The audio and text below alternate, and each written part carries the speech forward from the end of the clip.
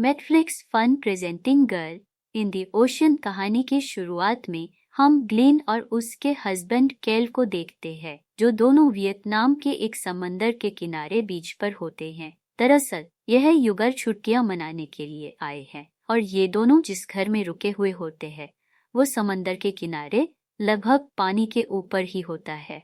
दरअसल ग्लेन का कुछ महीने पहले मिसकैरेज हुआ था, जिस वजह से बहुत ज्यादा परेशान रहने लगी थी। उसका हस्बैंड केल उसका बहुत ख्याल रखने वाला था। एक बार ये दोनों के दोनों समंदर में जाते हैं, जहाँ पर केल के पैर पर चोट लग जाती है और दिखाया जाता है कि गिलियन को खून देखकर अपना पास्ट याद आने लगता है, जब उसका मिसकैरेज हुआ था। लेकिन इस बार फिर से कायल उसे संभालता और वापस घर ले आता है। और जब जीन अपने घर पर बात कर रही होती है, तभी न्यूज़ दिखाई जाती है कि समंदर में बहुत बड़ा तूफान आने वाला है। लेकिन यह इस बात पर ध्यान नहीं करते। और जब गैलिल और गिलियन रात को सो रहे होते हैं, तभी समंदर की लहरें इनके घर से टकराना शुरू हो जाती है। शुरू में इन्हें आम बात लगती है, क्योंकि अक्सर यहाँ पर ऐसा होता रहता है और जल्दी समंदर की लहरें पूरी तरह से इनके लकड़ी के बंगलों को अपनी चपेट में ले लेता है। इनका बंगला अब पानी में बह रहा है। तभी देखते हैं कि किनारे पर कुछ चट्टानें हैं। हालांकि गिलेन वहां पर जाना चाहती है, लेकिन कैल उसे मना कर देता है। वो कहता है कि इस तूफान में हमें इसी के अंदर रहना चाहिए। और कुछ देर बाद इनकी आंख लग जाती है और जब सुबह गिलेन उठाती है तो देखती है कि चारों तरफ पानी है। यह दोनों के दोनों समंदर के बीच में फंस चुके हैं। जिलियन को घायल पर बहुत गुस्सा आने लगा, क्योंकि उसने घायल से कहा था कि समंदर के किनारे चट्टानों पर उन्हें चले जाना चाहिए था, लेकिन कायल ने उसे मना कर दिया और अब दोनों समंदर के बीचों बीच हैं। इतनी दूर इन्हें यहाँ कोई नहीं देख सकता। साथ ही जिस लकड़ी के घर के अंदर रह रहे थे, धीरे धीरे वो खराब हो रहा था। जल्दी इन्हें यहाँ से निकलने का कोई ना कोई रास्ता ढूंढना होगा। यहाँ कायल के पैर पर चोट लग गई होती है, इसीलिए वो अब तैर नहीं सकता। न इनके पास खाने के लिए खाना है और न ही पीने के लिए पानी। कायल गिलियन से कहता है कि तुम्हें नीचे जाकर देखना होगा, वहां पर खाने पीने की कुछ चीज हो सकती है। गिलियन को हालांकि पानी में डर लग रहा होता है, लेकिन फिर भी वो पानी के अंदर जाती है और वहां से एक बैग ले आती है जिसमें पानी होता है। वो उस पानी को केल को पिलाती है। कैल गिन से कहता है कि तुम चिंता मत करो, मुझे पूरा विश्वास है कि कोई ना कोई हमें ढूंढने के लिए यहाँ पर जरूर आएगा। अब यहाँ पर सूरज की किरणों से बॉटल के थ्रू आग की धुआं पैदा करने की कोशिश करते हैं, ताकि धुएं को देखकर कोई इन्हें बचाने के लिए आ जाए, पर ये ऐसा नहीं कर पाते। इसके बाद दोनों के दोनों वहीं पर लेट जाते हैं और तभी इन्हें एक हेलीकॉप्टर की आवाज सुनाई देती है। झील देखती है कि आसमान में एक हेलीकॉप्टर है, पर वह इनसे बहुत दूर होता है, इसीलिए हेलीकॉप्टर वाले ने नहीं देख पाते और गिलियन की आंखों के सामने वह हेलीकॉप्टर वापस चला जाता है कि जिलियन चीख रही होती है। ये दोनों एक बार फिर से हताश हो जाते हैं, लेकिन इनकी मुसीबतें यहाँ पर खत्म नहीं होती। धुआं उठाने के लिए जो इन्होंने आग लगाई थी, अब वो पूरे के पूरे घर में फैल जाती है। आग इतनी बढ़ जाती है कि इन्हें उस घर से नीचे कूदना पड़ता है। ये दोनों के दोनों समंदर के पानी में कूद जाते हैं और इनकी आंखों के सामने इनका पूरा का पूरा घर, जो कि इनका एक शेल्टर था, वो जल जाता है। इनके सामने कुछ लकड़ी के टुकड़े होते हैं, उन्हीं के सहारे तैरते हैं, पर कहेल के पैर में घाव भाई चोट है जिससे खून निकल रहा होता है और खून की स्मेल से शार्क इनकी तरफ आना शुरू हो जाती है। कहेल कहता है कि हमें जल्दी से लकड़ी के किसी बड़े टुकड़े के ऊपर बैठना होगा। इनके सामने लकड़ी का एक बड़ा टुकड़ा होता है और इससे पहले कि शार्क ने अपना शिकार बना दी, ये दोनों के दोनों लकड़ी के टुकड़े के ऊपर चले जाते हैं और तभी शार्क इन तक पहुंच जाती है। लेकिन ये शार्क नहीं बल्कि डॉल्फिन्स होती है, जिन्हें देखकर ये हंसते हैं, क्योंकि इन्हें लगा था कि ये शार्क्स है। अभी दोनों के दोनों लकड़ी के ऊपर हताश पड़े हुए हैं। जान कहती है कि सब मेरी वजह से हुआ है। अगर मेरा मिसकैरेज नहीं होता, मैं डिप्रेशन में नहीं जाती, तो कभी भी हम वियतनाम छुट्टियां मनाने के लिए नहीं आते। जिलियन से कहता है कि तुम्हारी कोई भी गलती नहीं है।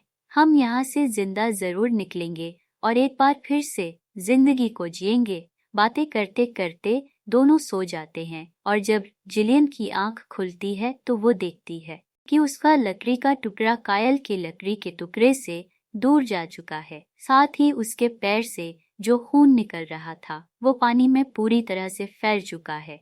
अब वो किसी भी तरह से कायल तक पहुंचना चाहती है, इसीलिए समंदर में कूदकर वो कायल के लकड़ी के टुकड़े की तरफ बढ़ती है। पर यहाँ पर शार्क इनके ऊपर अटैक कर देती है। कायल भी लकड़ी के टुकड़े से गिर जाता है। जिलियन किसी तरह से लकड़ी के टुकड़े के ऊपर जाती है और कैल के ऊपर खींचने की कोशिश करती है, पर तब तक शार्क उसके ऊपर कई बार हमला कर चुकी होती है। गिलियन किसी तरह से लकड़ी के टुकड़े को पतवार बनाकर उस बड़े लकड़ी के टुकड़े को जिस पर वो खुद होती है और उसका हस्बैंड नीचे लटका हुआ होता है, शार्क से दूर ले आती है। गिलियन बहुत ज्यादा थक चुकी होती है, इसीलिए वो सो जाती है।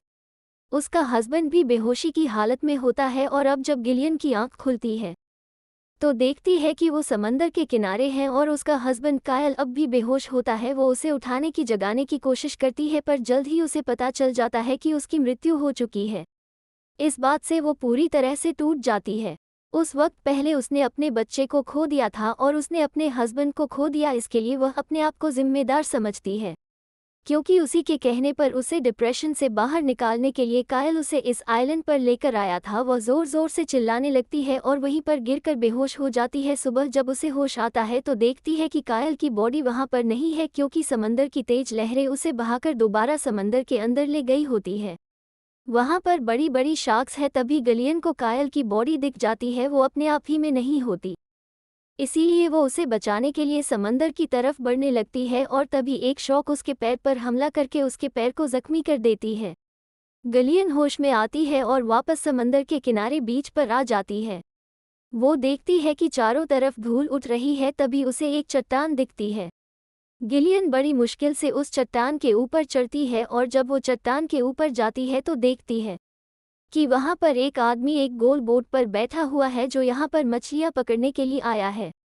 उसे एक उम्मीद नजर आती है। वह जल्दी से उस आदमी के पास जाती है और उसे समझाने की कोशिश करती है कि उसके पति की मृत्यु हो चुकी है, वह यहाँ इस आइलैंड पर फंस चुकी है, लेकिन यह एक वियतनामी है, से इंग्लिश नहीं आती, लेकिन उसे बड़ी मुश्किल से समझाती है कि उसे मदद ज़रूरत है। वो उसे अपने पैर का घाव भी दिखाती है, जिसके बाद वो उसके घाव को स्टिच करता है। यहाँ पर वो आदमी मछलियाँ पकड़ने के लिए आया है, इसीलिए वो अपना ट्रैप बचाने के लिए समंदर के नीचे जाता है और जब वो समंदर के नीचे होता है तभी शार्क हमला कर देती है। गिलियन को पता चल जाता है, वो उसे आवाज़ देती है, लेकिन उसका कोई भी नामो निशान नहीं होता और कुछ ही पलों के बाद वो समंदर के ऊपर आ जाता है। दरअसल शार्क ने उसके ऊपर हमला करके उसे जख्मी कर दिया होता है।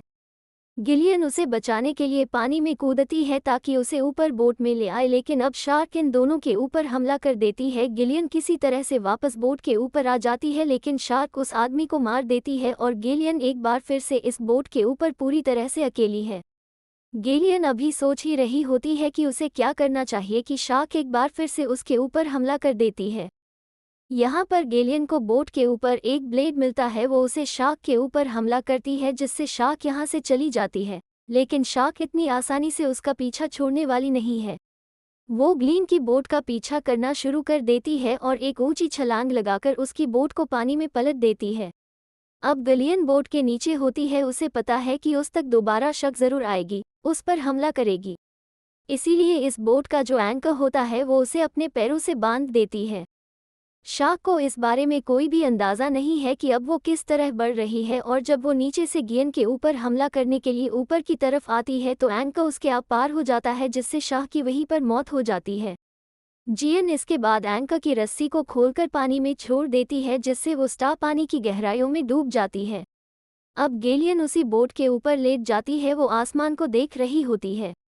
उसे पता है कि आसपास ही कोई ऐसा किनारा है जहाँ पर इंसान रहते हैं। तभी यह पर ये इंसान जो कि वियतनामी था वो मछलियाँ पकड़ने के लिए आया था। उसकी बोट अब तैरते तैरते एक जगह पहुंच जाती है जहां से वो देखती है कि किनारे पर कुछ मछुआरे हैं, साथ ही वो डेंजर जोन से निकलकर अब एक सेफ जोन पर पहुंच चुकी है। दूर से जो फिशरमैन होते हैं वो गिलियन को देख लेते हैं। उन्हें पता चल जाता है कि बोट पर कोई है जिसे मदद की ज़रूरत है। जिलियन आसमान की तरफ देखकर एक राहत की सांस देती है। हालांकि उसे अपने पति का इल को खोने का बहुत दुख है, लेकिन अब वो चाहकर भी कई को वापस नहीं ला सकती। लेकिन इस पूरी जर्नी में उसने एक चीज़ सीख ली कि ज़िंदगी में चाहे कितना भी मुश्किल वक्त हो, इंसान को हमेशा लड़ना चाहिए, क्योंकि जो लोग मुसीबतों से मुश्किलों से लड़ते हैं उन्हें ज़िंदगी जीने का एक दूसरा मौका देती है, जिस तरह से जियन को मिला। अगर उसने शौक से हार मान ली होती तो उसकी मौत हो जाती, पर वो उससे लड़ी, उसने शौक को मार दिया और अब उसके पास एक नई जिंदगी है। हालांकि उसने अपने पति कायल को खो दिया, लेकिन उसे समझ में आ चुका है कि इस दुनिया में कोई भी हमेशा के लिए नहीं है।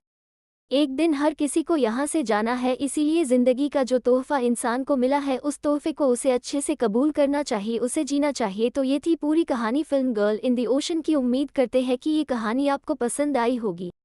ऐसे ही और वीडियो देखने के लिए सब्सक्राइब करें नेटफ्लिक्स फन चैनल को। धन्यवाद।